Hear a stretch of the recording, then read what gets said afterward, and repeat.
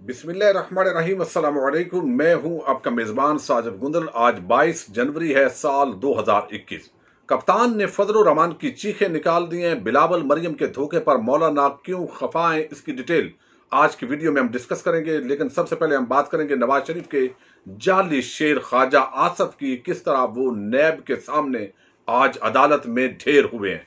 आजकल सियासतदानों का एक बहुत बड़ा मशगला है, और वो जहां पर टीवी चैनल्स के अंदर बैठते हैं या पब्लिक मीटिंग्स को भी एड्रेस कर रहे होते हैं, तो अपने आप को बड़ा मजलूम साबित करने की कोशिश करते हैं। और वो कहते हैं कि ये मुख्तदार इदारे असल में हमें गंदा कर रहे हैं, हम तो बड़े साफ सुथरे लोग हैं, अवाम की खिदमत के लिए हम इख्तदार में आते हैं या सियासत के अंदर आते हैं, बाद औक़ात इलेक्शन जीतते हैं, बाद औक़ात इलेक्शन हारते हैं, बहुत ज़्यादा खर्चा उठाते हैं। यकीनन ये चीज़ें बहुत सारे लोग अपनी इज्जत के लिए भी करते हैं सोसाइटी के अंदर, लेकिन ओवरऑल हम देखें तो मोर देन 99% लोग, आप थोड़ा तजिया करें, कोई भी बिजनेस होता है, चलो आप खिदमत को छोड़ दें, आम पब्लिक ये समझती है कि ये लोग सियासत में आते हैं तो ये कारोबार एक किस्म का करते हैं, पहले इन्वेस्टमेंट करते हैं, बाद में उस इन्वेस्टमेंट का जो प्रॉफिट है उसके साथ वो रिटर्न लेते हैं। अगर ये बात मानी जाए तो मोर देन 99% वो सियासतदान है जो सियासत में आने से पहले थोड़े बहुत वसाइल थे, या किसी ने कोई प्रॉपर्टी बेची और वक्ती तौर पर वो चेयरमैन यूनियन काउंसिल बन गया या एमपीए बन गया, एमएनए बन गया,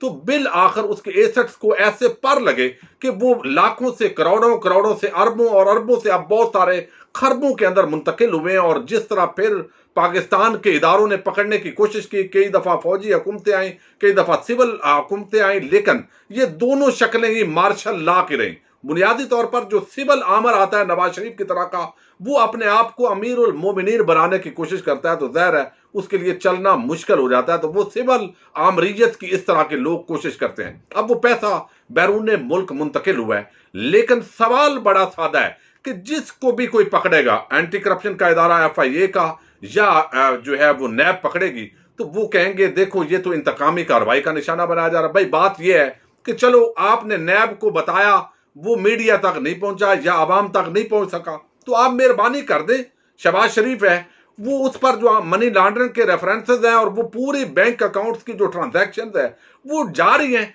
वो आवाम के अंदर आकर जुर्रत करें, अगर इतनी जुर्रत है, अगर शर्म और हया है, तो वहां पर आप बताएं यार देखो हमारे पास ये सबूत भी मौजूद है।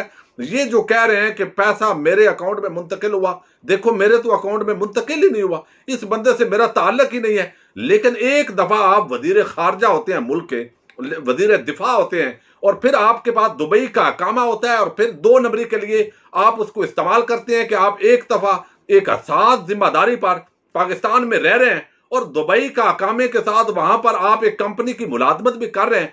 तो इतना तो सादा और बुद्धू पाकिस्तानी कौम को ना समझो, और फिर भी ये लोग पकड़े जाते हैं, इनको छोड़ दिया जाता है और बेशर्मी और बेहयाई के साथ ये ऐवान इक़्तिदार में पहुंचते हैं, और फिर लोगों को, पूरी कौम को ये लोग इखलाकियात का दर्स दे रहे होते हैं। कितने करप्ट सियासतदान इस तरह के, नवाज शरीफ वावेला करता है मुझे अकामा पर निकाला। अब ये जो ख्वाजा आसिफ है, इसका मैटर चूंकि आज इसकी जो है वो समाअत हुई है एहतसाब अदालत के अंदर, जज जवाद उल हसन ने इस उनकी समाअत की है, नैब ने आज उनको पेश किया, ख्वाजा आसिफ के वकील ने अपने दलाइल दिए, दायर है उस पर जो कार्रवाई हुई है वो कुछ अवाल इस तरह है कि नैब ने इस्तदा की कि 15 रोज के लिए इनकी मजीद जिस्मानी रिमांड दिया जाए। अब चूंकि ये ऑलरेडी रावलपिंडी नैब के सामने पेश होते रहे, तो वहां पर जो ख्वाजा आसिफ के वकील हैं उन्होंने बताया कि जो कुछ नैब को चाहिए था वो हम दे चुके, और यहां तक नैब ने कहा, जो तफ्तीशी अफसर थे उन्होंने बताया कि ये मामला तो और ज्यादा आगे बढ़ रहे हैं, और ये चंद करोड़ का मामला नहीं है बल्कि काम आगे बढ़ गया। और ये ख्वाजा आसिफ का एक रेस्टोरेंट भी है, और उस रेस्टोरेंट जो है वहां बैरून मुल्क जो बना रखा है उससे 136 मिलियन सालाना की इनकी आमदनी है। और ख्वाजा सुल्तान है एक, उन्होंने आज स्टेटमेंट दी है, जो नैब ने बताया कि 2 करोड़ से ज्यादा जो अमाउंट है ख्वाजा आसिफ के अकाउंट्स में, चूंकि उन्होंने जमा करवाई, और जिसने जमा करवाई उससे नैब ने तफ्तीश की, तो उसने बताया जी ये तो ख्वाजा आसिफ की पैसा था जो मैंने उसको यानी अकाउंट के अंदर मुंतकिल किया है। इसी तरह एक और साहब है, उन्होंने भी बताया वो ख्वाजा आसिफ के पैसा था जो हमने जमा करवाया है। तो ये 2 नंबरियां यार आपकी वाज़ेह होती हैं, और फिर आप इस तरह की बातें करते हो। और फिर ख्वाजा आसिफ ने कहा कि मैंने लिख कर दे दिया है, तस्दीक करता हूं कि ये रकम मुझे आई है। तो ख्वाजा आसिफ जो है बात चीजें फर मानना शुरू हो गया और उनको पता लग गया कि नैब ने नाकाबिले तरदीद शवायद उनके खिलाफ इकट्ठे कर लिए हैं। बात चीजों पर नैब ने कहा कि हमने अभी तफ्तीश करनी है कि उन्होंने 14 करोड़ रुपए दुबई से लिए, उसका प्रॉपर चैनल क्या था, इनकी वहां पर तनख्वाह क्या थी। लेकिन जज जवादुल हसन ने कहा कि ये तो आप दुबई से खुद चेक कर लें, या एक बड़ा इदारा है, अगर ये बंदा नहीं बताएगा आपको जो चीजें इसने बतानी थी वो बता चुका, और जो नहीं बताएगा, अगर वो नहीं बताता तो क्या आपको इसको 1 साल यहां पर बांधे रखेंगे। तो आप इसको हम जुडिशियल कर रहे हैं 14 रोज के लिए। आज जो जज जवादुल हसन साहब हैं उन्होंने जुडिशियल रिमांड पर जेल भेज दिया ख्वाजा आसफ को। अब ज़ाहिर है 14 दिन के बाद वो दोबारा पेश होंगे। इस दौरान उन्होंने कहा जो आप तफ्तीश तहकीक करना चाहते हैं वो ख्वाजा आसफ से कर लें।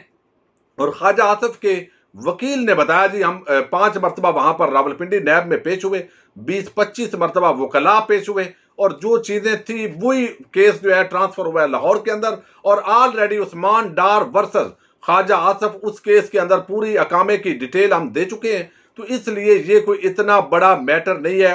उन्होंने अपना जो मामला है वो रखा है, लेकिन ख्वाजा आसफ पूरी तरह आज वो क्लीन बोल्ड हुए और कुछ ऐसी अमाउंट थी जो उन्होंने बताई हैं तो उन्होंने बाकायदा और बाज़ाब्ता उसको तस्लीम कर लिया जो एज ए एविडेंस अब जो है सफ़ा मिसल पर मौजूद रहेगा। अब हम आते हैं फजल रहमान की तरफ। फजल रहमान जो है आपको इल्म है, एक तो अब्दुल कादर लूनी है जो जमीयत उलमाए इस्लाम नजरियाती के आम रहनुमा है। उन्होंने एक बड़ा मुतालबा किया।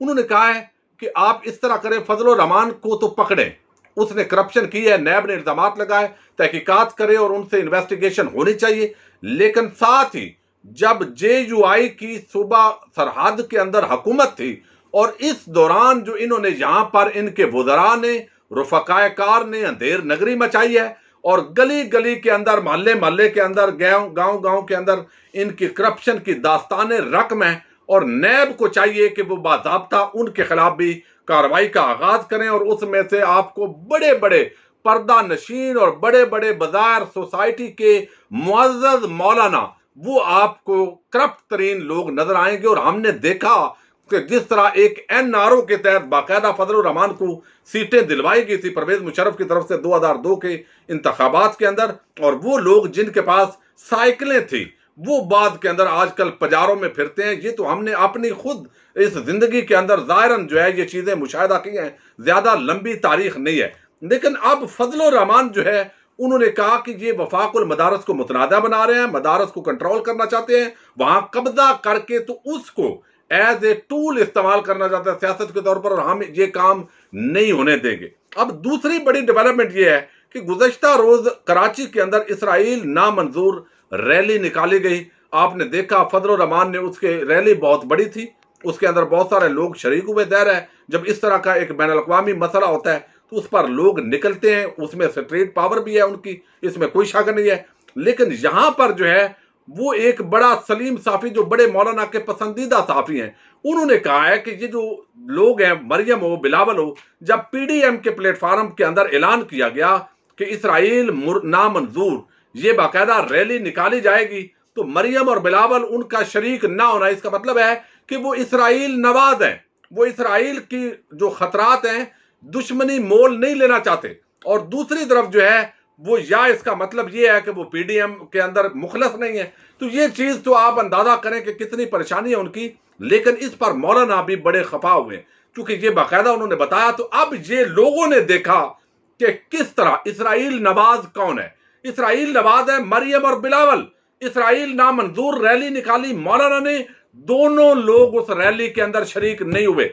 उसकी वजह क्या है? वजह यह है कि ये मगरबी आकाओं को खुश करते हैं, ये अमेरिका इसराइल की खुशनुदी के लिए उनके तलवे चाटते हैं, ताकि कल को जब बैनुल-अक़वामी हमने लॉबिंग करनी होती है तो हमारा इस तरह का ये इमेज ना जाए कि हम शिद्दत पसंद है। और पूरी दुनिया में जो लोग भी आजादी के लिए जंग लड़ रहे हैं और उनकी हमायत करने वाले लोगों को ये तासर दिया जाता है कि जैसे वो शिद्दत पसंद है। तो मरियम और बिलावल जो है उन्होंने अपने आप को शिद्दत पसंदी की साफ में नहीं डाला, लेकिन मौलाना की मुनाफकत मुलायदा कीजिए कि वो दोनों नहीं आए, लेकिन उन पर एक लफ्ज भी नहीं बोलेंगे, बजाय अंदर खाते उनसे लड़ाई करेंगे। क्यों?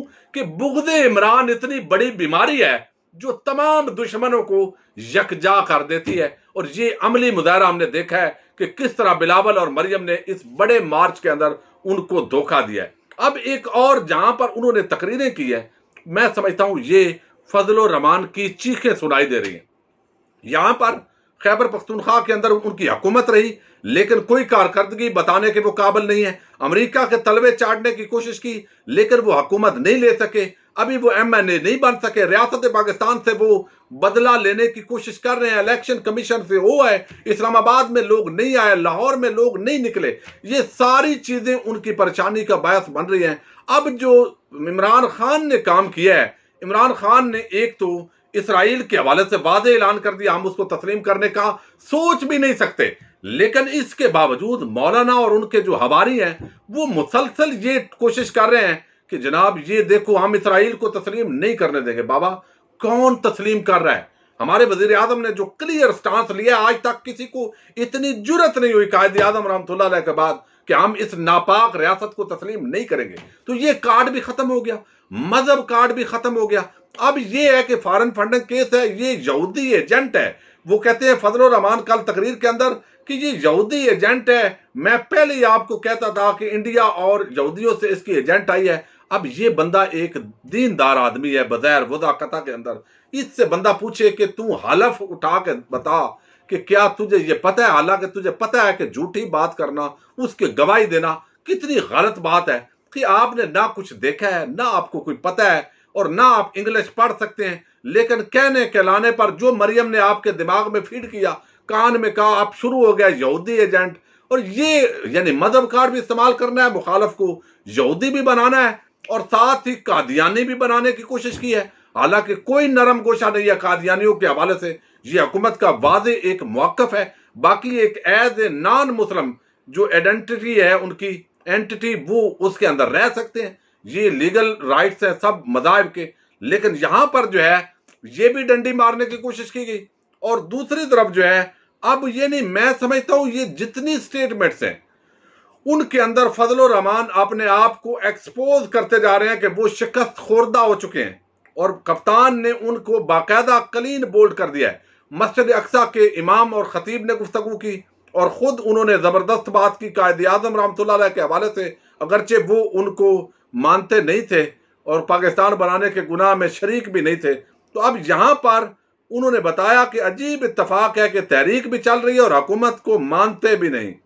लंदन के मेयर का इलेक्शन लड़ा, लिहाजा वो जो जमाइमा का भाई था उसकी हमायत की। तो ये जो चीखें सुनाई दे रही है, इसका मतलब है कि अब फजल रहमान के पास बेचने के लिए कुछ नहीं है। अब इसराइल नामंजूर रैली निकली है तो आगे 5 फरवरी को उन्होंने कहा कि हम कश्मीर यकजहती कश्मीर रैली निकालेंगे। अब ये बंदा 10 साल जो है वो रहा है कश्मीर कमेटी का चेयरमैन। इसकी जमात ने कभी कश्मीर पर रैली की नहीं है।